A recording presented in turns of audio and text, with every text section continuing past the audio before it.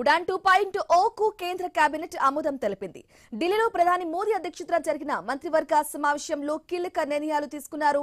చిన్న నగరాలకు విమాన సేవలు విస్తరించడమే లక్ష్యంగా భేటీ జరిగింది.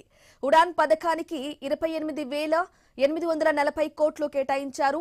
ఈ స్కీమ్ కింద ప్రస్తుతం వినియోగంలో లేని 100 విమానాశ్రయాలను కొత్తగా అభివృద్ధి చేయనున్నారు. దీంతో పాటు కొండ మారుమూల ప్రాంతాలు ద్వీపాలకు కనెక్టివిటీని పెంచడానికి 200 ఆధునిక హెలిప్యాడ్లను నిర్మిస్తారు.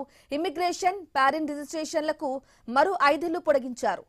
భారత్ ఔద్యోగిక వికాస్ యోజనకు ఆమోదం తెలిపింది కేబినెట్. మథురై ఎయిర్పోర్ట్ ను అంతర్జాతీయ విమానాశ్రయంగా తీర్చిదిద్దాలని నిర్ణయం తీసుకుంది.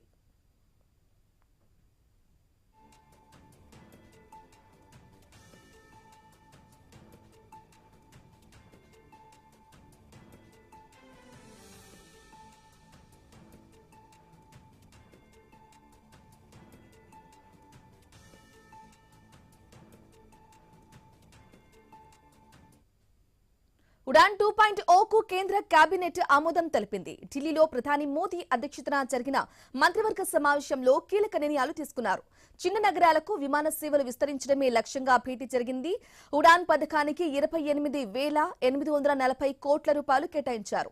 ఈ స్కీమ్ కింద ప్రస్తుతం వినియోగంలో లేని 100 విమానాశ్రయాలను కొత్తగా అభివృద్ధి అయితే చేయనున్నారు. ఇక దీంతో పాటు కొండ మారుమూల ప్రాంతాలు ద్వీపాలకు కనెక్టివిటీని పెంచడానికి 200 ఆధునిక హెలిప్యాడ్లను కూడా నిర్మిస్తారు. ఇమిగ్రేషన్ ప్యారెంట్ రిజిస్ట్రేషన్లకు మరో 5 ఏళ్లు పొడిగించారు. అయితే భారత ఔద్యోగిక వికాస్ యోజనకు ఆమోదం తెలిపింది కేబినెట్. ఇక మథురై ఎయిర్పోర్ట్ ను అంతర్జాతీయంగా విమానాశ్రయంగా తీర్చిదిద్దాలని నిర్ణయం తీసుకుంది.